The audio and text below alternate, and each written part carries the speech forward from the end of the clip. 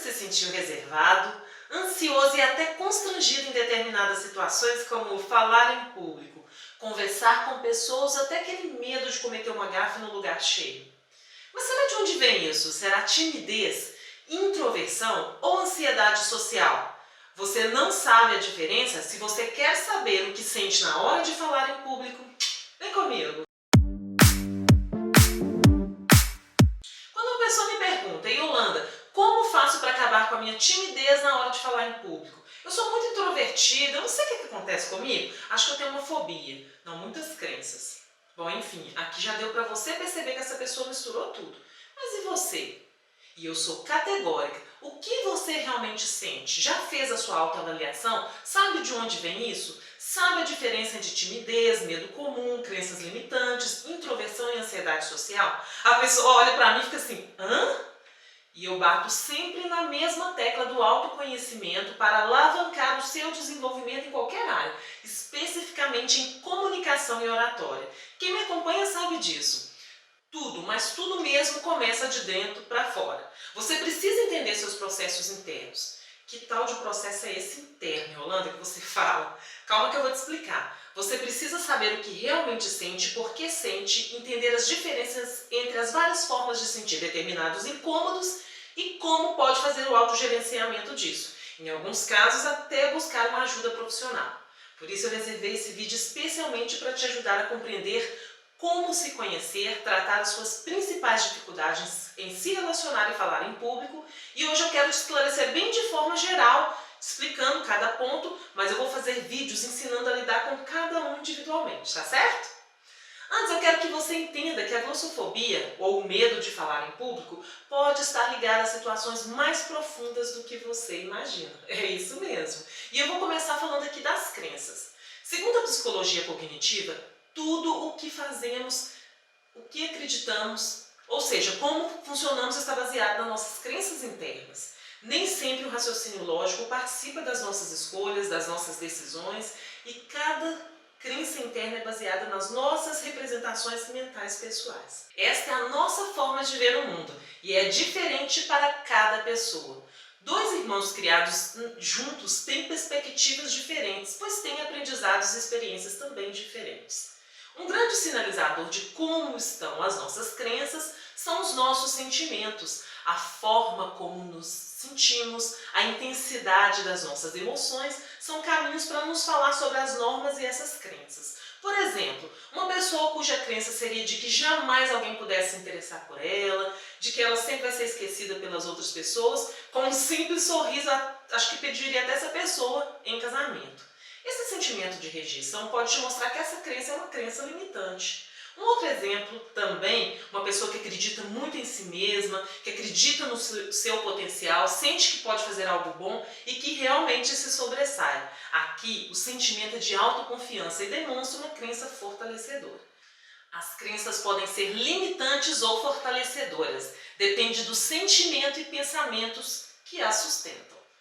Como são formadas as crenças, Yolanda? Bom, uma fase muito significativa quando uma série de crenças se fixam é na infância.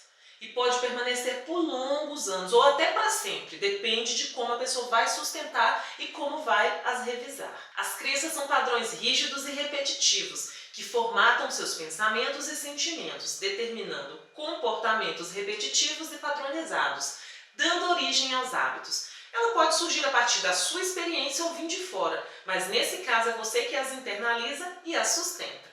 As crenças podem ser hereditárias, representadas por tudo aquilo que você ouve dos seus pais e observa no seu sistema familiar. Frases como você não faz nada, você nunca vai conseguir nada, você tem que fazer a mesma coisa que seu irmão faz, você é burro. Tudo isso fica registrado para a vida toda.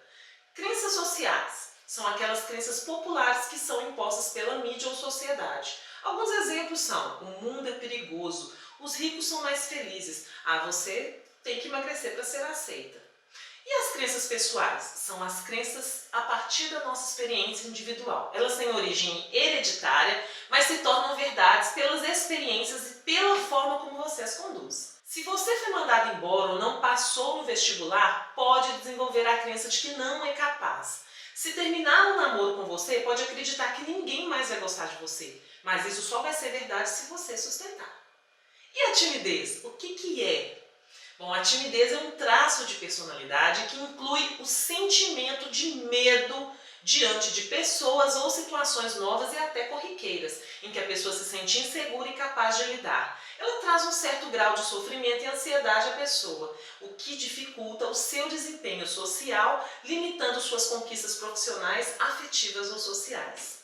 A literatura científica aponta que a origem da timidez é a interação entre as predisposições genéticas e as experiências de vida.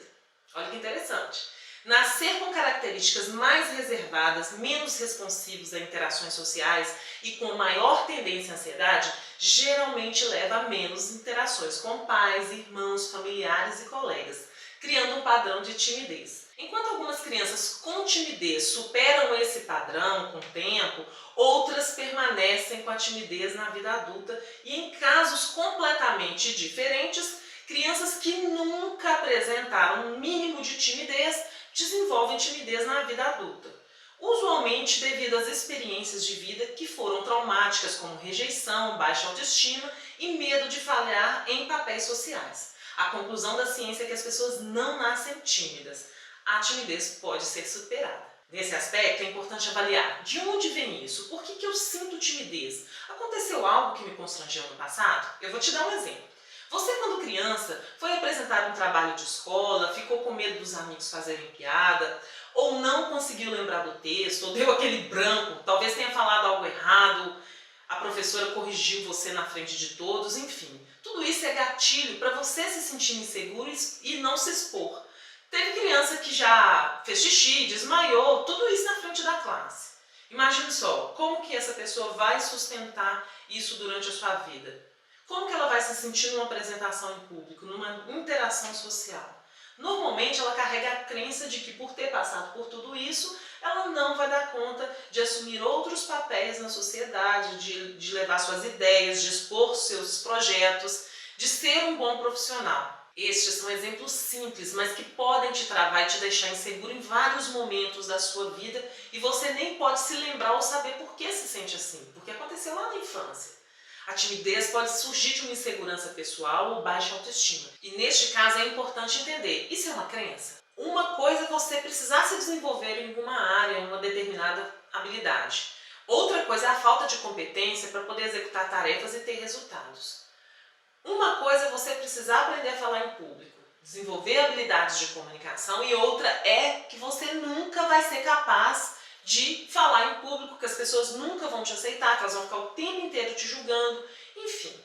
Já deu para perceber que a timidez muitas vezes pode estar ligada a uma crença que nem sempre vai ser positiva, às vezes é limitante. A timidez é um medo comum que a pessoa tem ao se expor, mas que se dissipa, depois tudo passa. Não se trata de uma patologia, mas dependendo do impacto na rotina da pessoa, é fundamental trabalhar. É interessante perceber que a timidez pode estar presente em algumas situações, mas não em outras. Existem pessoas comunicativas que vivem cercadas de amigos, mas sentem um frio na barriga na hora de fazer uma apresentação.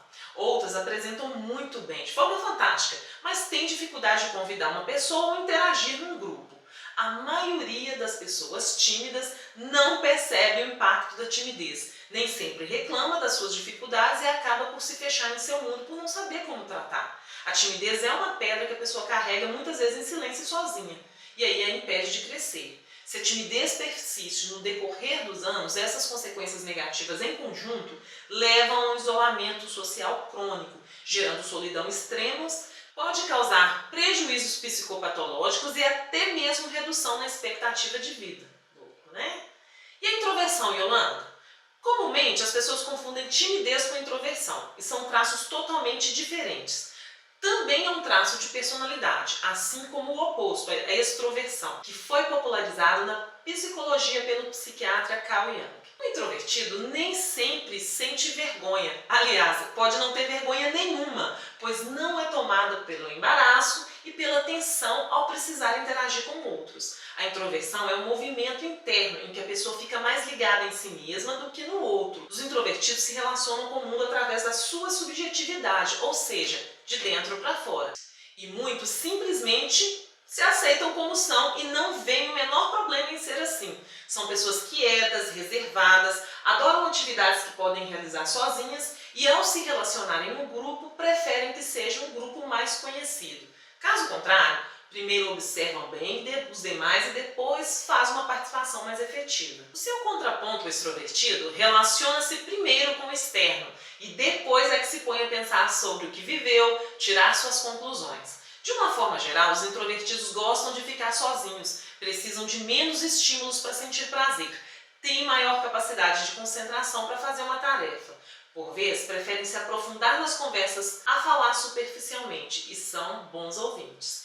E algo importante, as pessoas que são introvertidas geralmente descrevem a si mesmas ou são descritas como tímidas, mas timidez e introversão não são a mesma coisa. Introversão e timidez podem até se sobrepor, mas pode haver extrovertidos tímidos, aqueles que precisam do estímulo da multidão, mas nem sempre se sentem à vontade em falar em público, em se expor. Yolanda, e a fobia social ou transtorno de ansiedade social? Vou te contar. Bom, primeiro vamos entender o que é ansiedade. Ansiedade é um termo geral para vários distúrbios que causam nervosismo, medo, apreensão e preocupação. É uma reação que muitos indivíduos experimentam diante de determinadas situações do dia a dia, como falar em público, a expectativa para datas importantes, entrevistas de emprego, vésperas de provas, exames de saúde e outros. Contudo, algumas pessoas vivenciam esta reação de forma mais frequente e intensa, o que pode ser considerada patológica e comprometer a saúde emocional.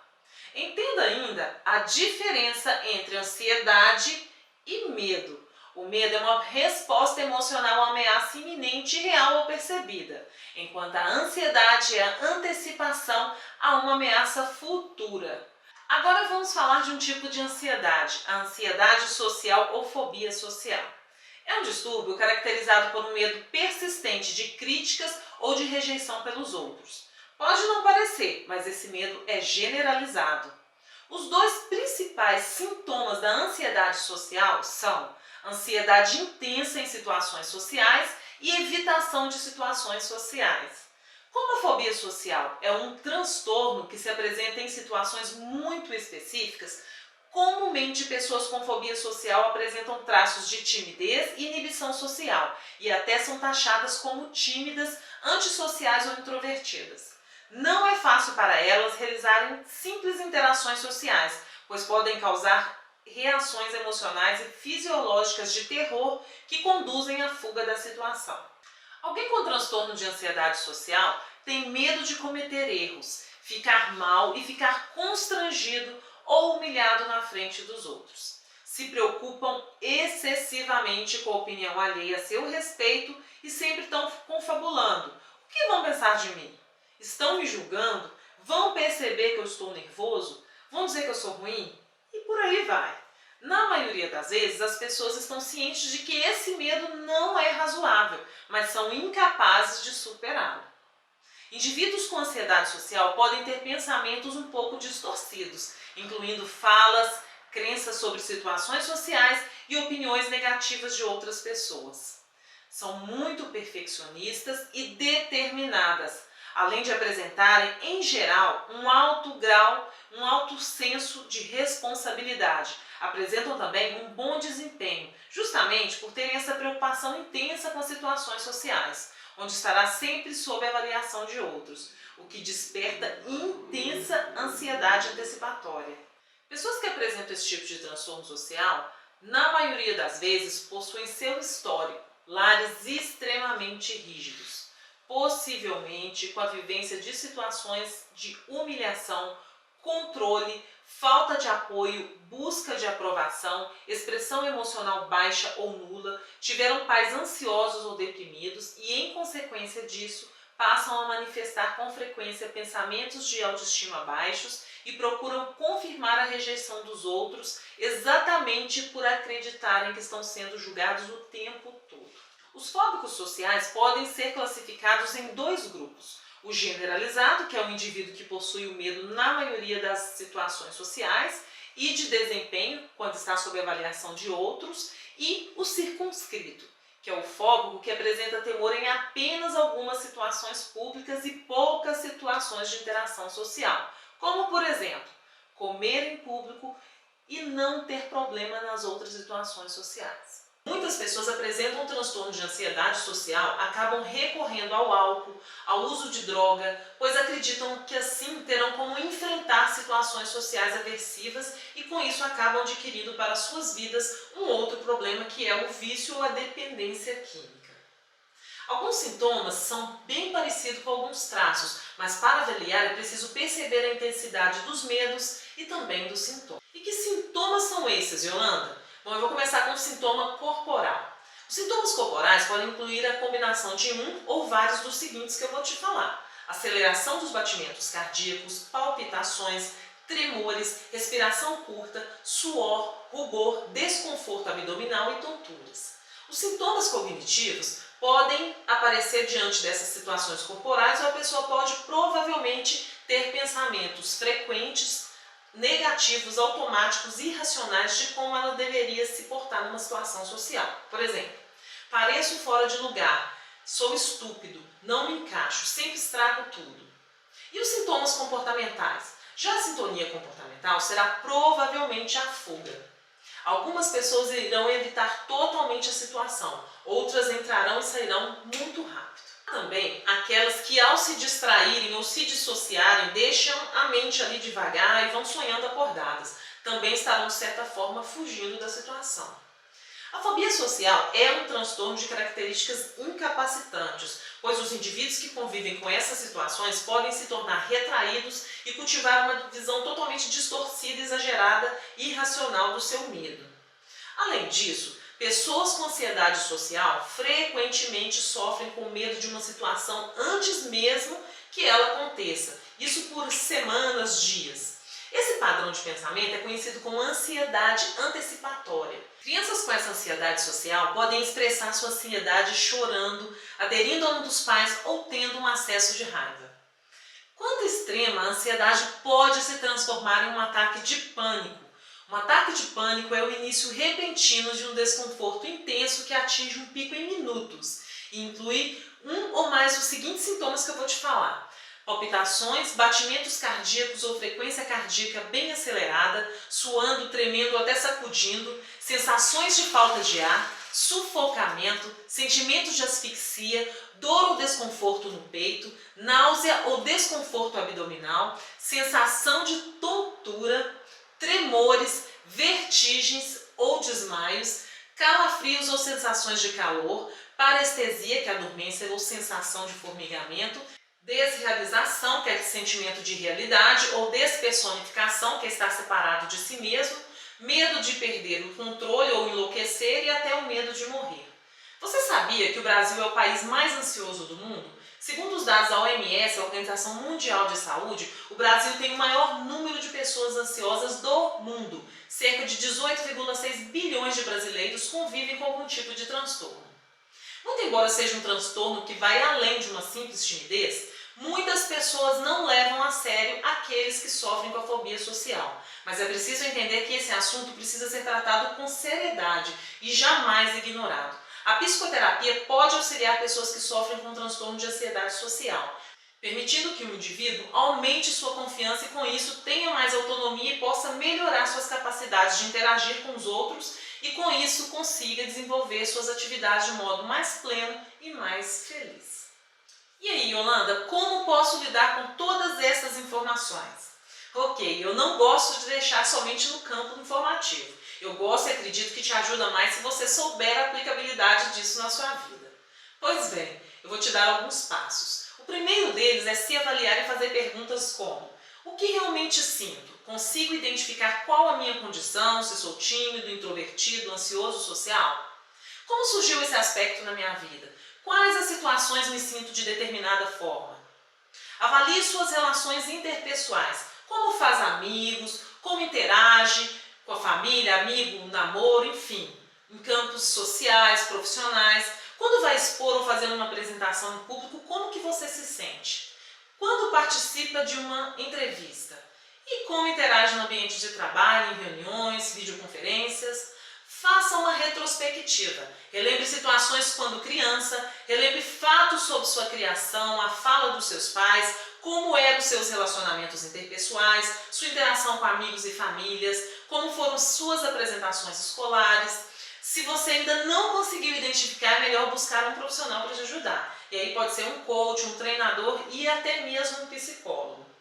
O segundo passo é começar um autogerenciamento e o desenvolvimento de determinadas habilidades que te ajudem a superar esses aspectos. E olha só, existem várias técnicas para isso.